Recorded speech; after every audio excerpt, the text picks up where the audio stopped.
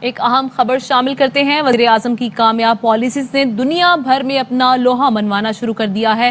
مستحکم پالیسی کے باعث عالمی برادری عمران خان کو ماحولیاتی قیادت دینے پر تیار ہو گئی ہے۔ پاکستان کو رواں سال 5 جون کو عالمی یوم ماحولیات کی میزبانی مل گئی ہے۔ ایک اچھی خبر، اس حوالے سے تفصیلات شیئر کریں گے ہمارے نمائندے عبدالقادر۔ جی عبدالقادر۔ دیکھیں، ملک کی تاریخ میں پہلی بار ایسا ہو رہا ہے، پاکستان کو ماحولیات کے عالمی دن کی میزبانی کا اعزاز ملا ہے۔ پاکستان 5 جون کو عالمی دن جو موسمیاتی تبدیلی کا منایا جا رہا ہے، اس حوالے سے اہم اعلانات کرے گا اور اس کی میزبانی بھی کرے گا۔ اس کی باضابطہ تیاریاں شروع کر دی گئی ہیں۔ اقوام متحدہ کی جانب سے پاکستان کو باضابطہ آگاہ کر دیا گیا ہے۔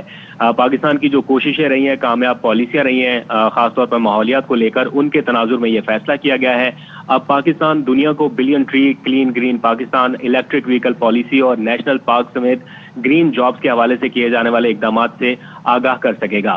عالمی ماحولیاتی کانفرنس میں شرکت کے لیے صرف 4 عالمی شخصیات کا چناؤ کیا گیا ہے، جس میں وزیر اعظم عمران خان کا نام بھی شامل ہے۔ وزیر اعظم پاکستان عمران خان 4 جون کی رات عالمی کانفرنس سے کلیدی خطاب بھی کریں گے۔ اس کے علاوہ پوپ فرانسس کو بھی بلایا گیا ہے۔ سیکرٹری جنرل اقوام متحدہ اور جرمن چانسلر اینجلا مرکل بھی اسی کانفرنس میں شریک ہوں گی۔